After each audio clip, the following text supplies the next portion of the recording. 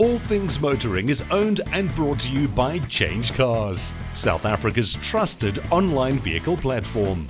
Whether you're looking to buy, sell, or just need advice, visit changecars.co.za.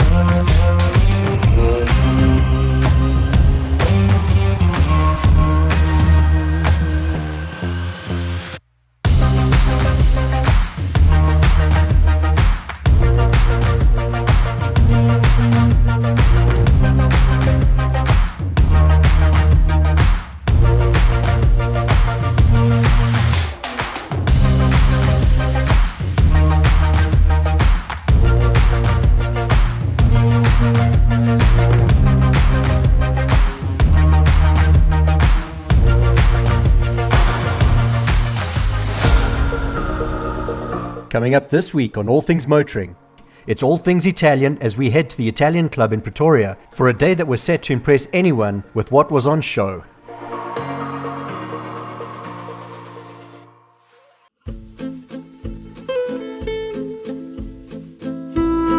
Italy, a country known for its rich history, vibrant culture, and breathtaking landscapes, is also renowned for its deep-rooted love affair with automobiles.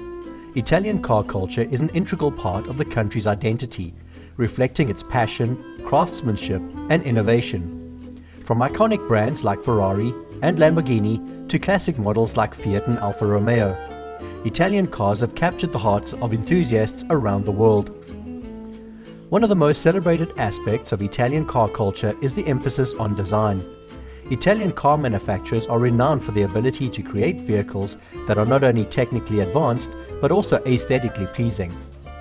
The marriage of form and function is evident in every Italian car, from sleek curves of the Ferrari to the timeless elegance of an Alfa Romeo. Italian designers have a knack for infusing their creations with a sense of passion and style that sets them apart.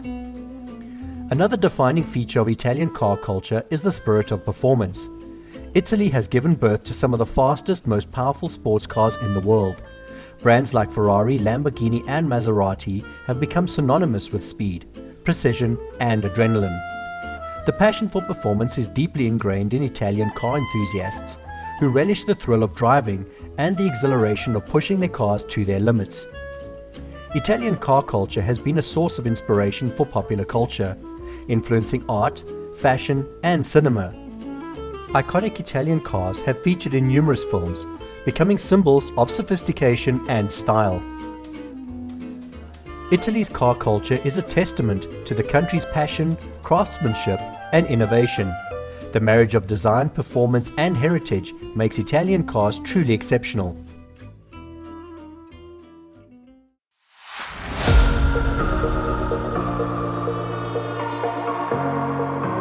You get car gatherings and open days, and then you get car gatherings and open days that are like this. Today is an extraordinary day. Gugu, where are we? Today we're at the Italian Club out in Pretoria, and as you can tell with all the cars around us, it's all things Italian. Absolutely, but it's more than just all things Italian today. It's a celebration of all things Italian. The country that is Italy. 2nd of June 1946, it became a republic. Today is the 4th of June. We are celebrating that with all things that are good about Italy. Right. And when I say all things that are good about Italy, Gugu, for you, what is it about Italy that stands out? For me, it's the flair. They call it Italian flair for a reason. You look at the cars, you look at the food, the cuisine, the way they express themselves. Are you Italian by any chance? Not, but sometimes I double as an Italian. When we talk about the most industrialized nations, look at America, look at Canada, look at Asia. For me, with all due respect, there's nothing that says, wow, I aspire to be like an American and the Chrysler Club, okay? Right. When you come to Italy, it's flair, it's passion, it's style. It can be cuisine. When you think of Italian food, what do you think of? I love it. Pasta. Absolutely, but you know you're going to have quality. If you think of a wallet, if you think of sunglasses made in Italy, what am I telling you? It's quality. It's a quality product and it's probably expensive as well. For sure. And then when it comes to cars, that we're here for. Literally from Alfa Romeo to Fiat to Lancia to Maserati to Ferrari to Lamborghini. What is it about the Italian brands that evoke absolute nostalgia with people? It's just the flair. Literally all the cars we've mentioned, it's Ferraris, Lamborghinis, Maseratis, it's the design of the cars as well. Look at the bikes, the Vespas. I mean, those are quality bikes. But just the names, Vespa, Yes. Ducati, Yes. Aprilia, Moto Guzzi. How much can one country give to motoring culture? So when we talk about passion in sport, Formula One in particular, what does every neutral or everyone who's passionate about Formula One support? Who? A lot of them are Ferrari, I must be honest. Absolutely. Now, when you think of the Tifosi, as you will see on screen right now, the way the Italians go when their team wins.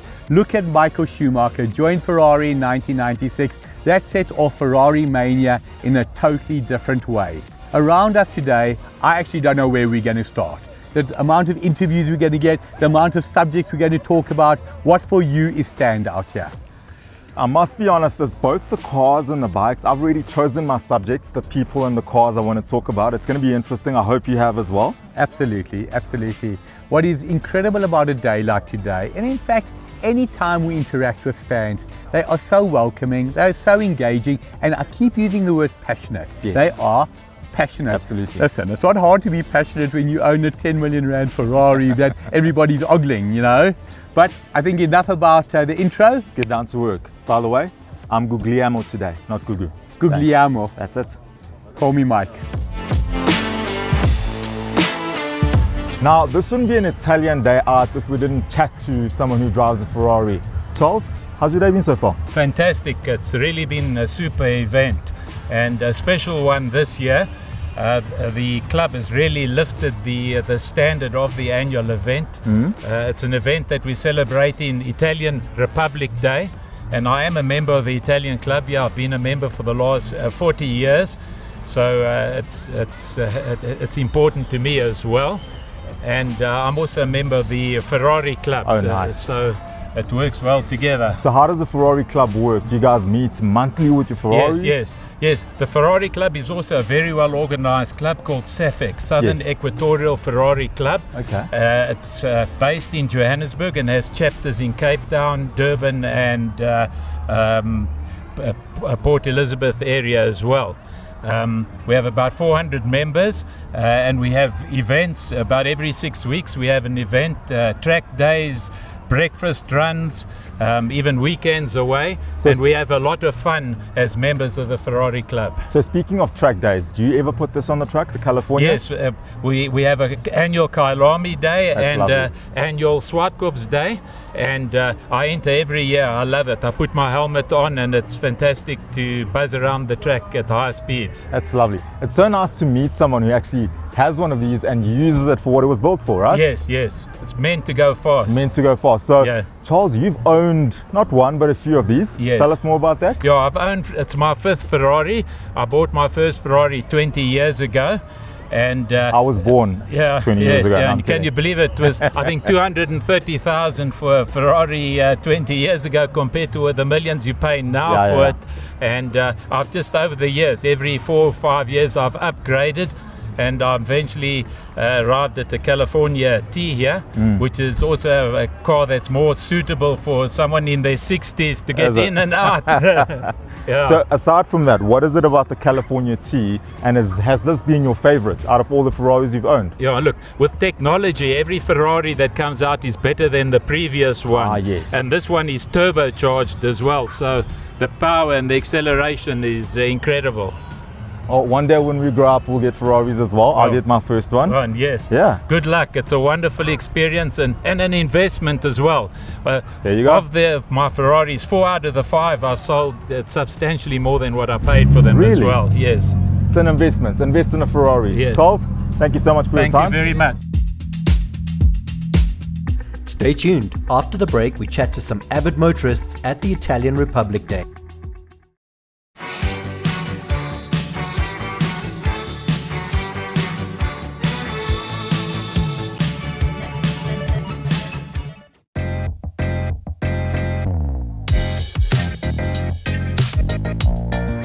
Behind me is something so special, it is extra special.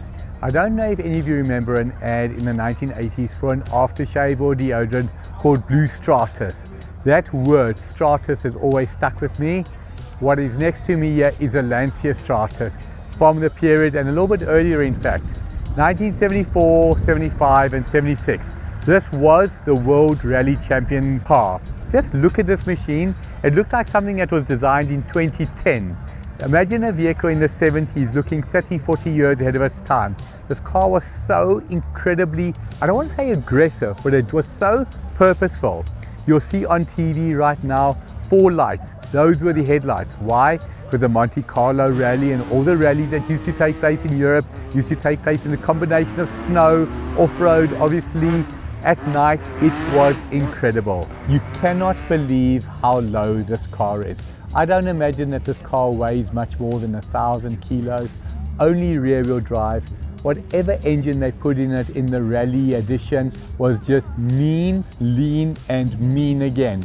In the standard edition, it was a 2.4 litre V6, the same as what the Dino Ferrari, or let me rephrase that because otherwise somebody's going to say the Dino was not a Ferrari. The Dino, which was the Ferrari type Ferrari 246 had at the time. The 246, as a matter of interest, stood for 2.4 and then it had a V6. I would give anything in the world to drive this car on grass, this little area. Imagine on the road or imagine on a rally circuit. Enjoy, guys. So we're walking around looking for something interesting. I come across a 1996 Alfa 146 2-litre twin spark. Yeah. Or not. Or not, definitely. I'm chatting to Stefano. Yes. There's something very interesting about this car. Tell us about it. 100%. So I bought this car when I was 19 years old. It's been with me for about 13 years now. It's gone through different variations in its life. I first had it as a 2-litre original motor. That's how it came out, from the factory? From the factory. I did some exhaust work to it and some intake. You know, young boy, you like to play with these things. So on screen you will now see that when it says Fiat, it still means Alfa Romeo. 100%. This thing is properly unique. 5-cylinder, turbocharged. Tell us a little bit about the internals of this monster. So I had it imported. I put it in the car, drove perfectly fine, made good power. And then it just needed a refresh, so I decided to do a nice refresh. I ordered rods and pistons for it, so it's got fully forged internals. Beautiful. The head's been worked done by Van der Linde, so it's a fully worked motor, rebuilt, and a management system, upgraded injectors, front mount cooler, intake. Everything's done pretty much in-house with my brother and myself and a few other friends that obviously worked with us during the install of the new motor. But now, Stefano, you say yourself and your brother and a couple of mates, so you're obviously this way inclined. But if I ask you, for our audience, how difficult is it for an average guy to say, wait a second, I'm not happy with my puny 4-cylinder 2-litre, I want to upgrade it. What do you need to do? Like a bell housing, that kind of changes? Were there changes there? No, not at all. So when I got this motor, it came with the gearbox. Wow. It's a direct fit. Because it shares the same platforms as the Fiat and Alfa models. Now, a car like this on the road, what are the dynamics? Incredibly tractable, incredibly powerful. What are the nuances? Both. So you can set up, I've got specially imported D2 coilover suspension for this car. So you can set it up, it's fully adjustable. If you want to drive soft, you set the dampers, you can drive it soft. You want to go track, you set it up, you can drive track. It's fully height adjustable. So you can do whatever you want with it. Now the reason for the suspension change, you just realized that a normal suspension ain't going to handle this kind of power. No, 100%. It definitely needed it. The original shocks, you know, over time they do fail, they do wear out. So I said, no, I want coilovers because at that time I was also young. I wanted to lower the car. You're still young, but you're 32 years old, man. Yeah, I'm not too bad. I'm still there. I still feel like I'm 25, so that's all right. Love it. Yeah, and then so it basically just did that. I kept the car going ever since, never had anything, and I've upgraded the brakes as well. Stefano, it's been amazing talking to you. I've often said these nails are not designed to do this kind of do it yourself. These nails are designed to do interviews. 100%. All the best and to the next project. Definitely, 100%. Thank you so much. Now, I've managed to find one of the most iconic and one of the most recognizable Ferraris out there. It's the Ferrari F40. You don't see these. First time seeing one, I'm super excited. never seen one in the metal because there's only 1,311 that were made, and Exhibit A over here is one of them. So it's a 2.9 litre V8, and for me, this is what it's all about. It gets me super excited to see cars like this in the metal, still around in this country. Enjoy.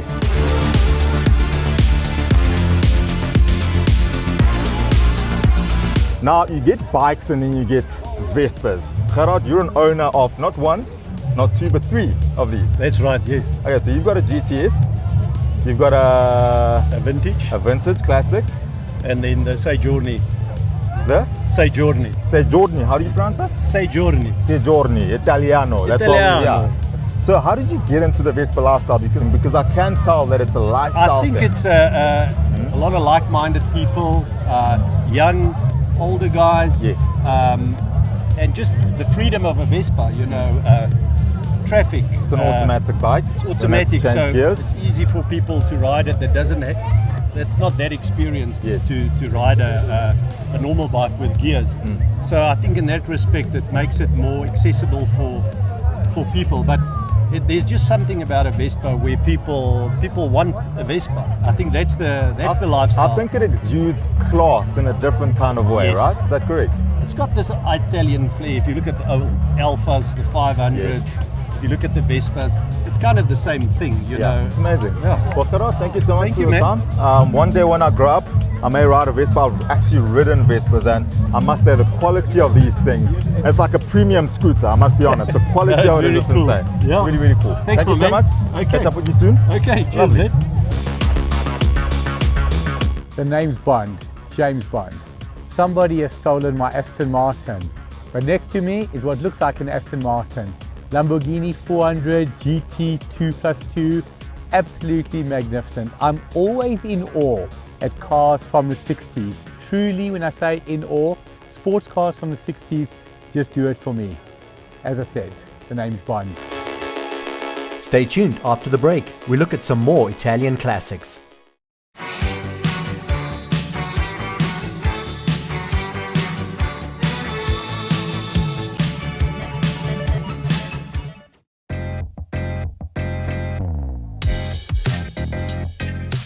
For me, this is an incredible story. Picture the year, 1984, 3-litre Alfa GTV, 3-litre. Everybody knows what those cars are worth today.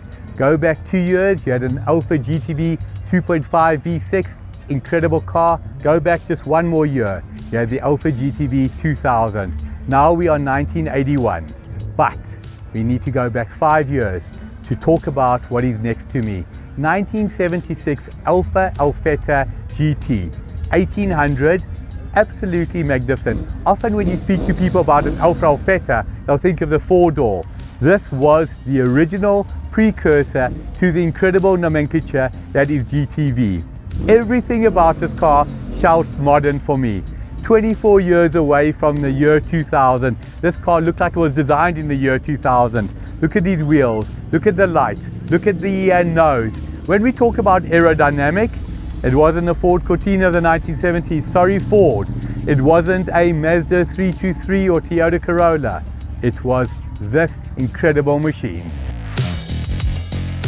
All right, we're chatting to Clinton Lehman from Clint Scoot. Clint, are you well? Hey, bud. You well? I'm good. It's been a while, man. Super blessed, brother. Where It's have good you to see been? Yeah, business, brother. Working Yeah? hard and opened my shop. What's it now? End of 2019. Yeah? Beginning 2020, just before COVID, and yeah, I'm super blessed, bro. That's running amazing. Well. Yeah. So I met Clint a while ago. We've worked together, and I see him now. He's got a brand called Clint Scoot.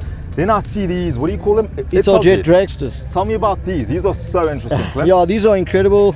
Italjet's been around for many years, since 1959, since they made little CX50 off-road bikes that we rode as kids. Yeah. And eventually they brought out this concept bike called the Italjet Dragster, and So what class is this? Because it looks super bike-ish, but scooterish. yeah. Well, they call it the urban superbike. Yeah. So it is an urban superbike little scooter. It's a 200cc 4-stroke fully automatic scooter. It's got ABS Brembo brakes. It's liquid cooled. It's got a double overhead cam. It's got a very crazy independent steering system, which is a signature of this brand and this bike. and they're amazing, but they handle like a dream, they ride like a dream for commuting, for the style of them, and incredibly well engineered. Cool. I think if you've been thinking of getting into a scooter, but you think scooters are a bit, on the soft side of things, this is probably what you want to get, right? This is the way to go, boys. This is the way to go. This is the way to go.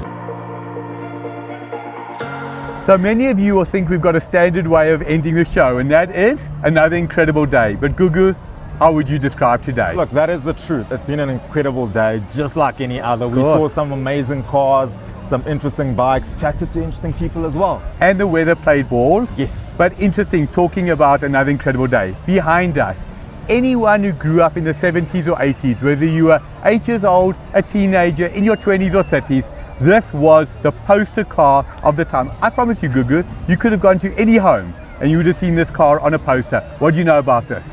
It's a Ferrari. It's red like any other Ferrari, and it's a classic. 100%. What else do you know about it? That's it. Or would you like me to finish it? Go for it. Ferrari 308, made famous by Magnum, 3-litre, 8-cylinder. The Ferraris that followed, the 328 or the 3.2 8-cylinder, 348, 3.4 8-cylinder. If I ask you as a matter of interest, does this look like a supercar to you? Not at all, I must be honest. It looks like a Ferrari. Okay. But bearing in mind, in the 1970s, you were comparing this to a Ford Cortina, Ford Granada, yes, Chev El Camino, Chev 4100. What would you imagine this car 0 to 100? I would say probably in the 5s somewhere. So Gugu, interesting that you say that, because to me it also looks like a car that would do 5.5 seconds. But remember, cars at that time were doing 0 to 100 in 14, 15 seconds. This car on paper, and there's a reason I say on paper, did 0 to 100 in just under 8 seconds. Why do I say on paper? Different drivers and a manual gearbox, Absolutely. I suppose. I mean, a modern car, you could take any modern supercar, get in, put it in drive, floor it, and a lady, and I'm not being disrespectful, an amateur, a super driver, a granny will do the same time. Yes. This car would have done 0 to 100 in 7.8 seconds in the hands of Niki Lauda or the Ferrari test driver. Normal guys like you and me, promise you, over 10 seconds. Whew. So at the top of the show, we mentioned what Italian Day was. It's more than just cars. It was about food. It was about culture. It was meeting Italian people. Yes. Is it fair to say, Gugu, the passion and the zest for life shines through? No, it really does. I mean, we've met some incredible people. I was talking about my passion and zest for life, sorry. Well, that does shine too as well. But, thank you. You know, we've seen quite a lot. Mike, you've got something you want to share with the viewers? Absolutely. Our YouTube channel. Please visit, hit the like and subscribe button. Get 20,000 of your closest friends or 25,000 of your total friends to join. We'd love you to be part of the All Things Motoring scene. I think we've just gotten 25,000 of my closest friends, you watching over there. Appreciate that. That's it for now.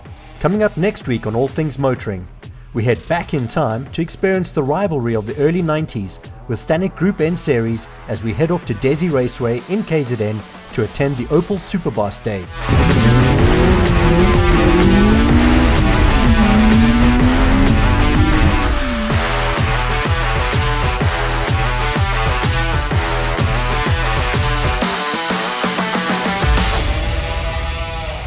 The All Things Motoring team now has a brand new podcast. If you're looking to know more about car finance, insurance or servicing, or if you're deciding whether to keep it or change cars, you'll find all the advice you need. Available now on YouTube or wherever you get your podcasts.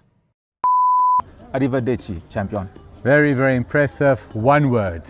I go with two. Andare bene. Say that again. Andare bene. That means go well. How do I look? Perfect. Look All Italian, bro. Okay, wait. Now, the one thing I love about Ducati is the way they sound. If you close your eyes, you know it's a Ducati. There you go. There you go. For our Afrikaans viewers, they say aanhouer wen. For other viewers, we always say you're never too old to learn and never stop dreaming. I promise you, as a teenager in the 1980s, I used to watch Magnum with that iconic scene where he smiles at the camera, pulls off, and you see the tail happy. This is a dream come true. I'm sitting in a beautiful Ferrari 308 GTS. Not quite Hawaii, but Pretoria is close to Hawaii. Awesome.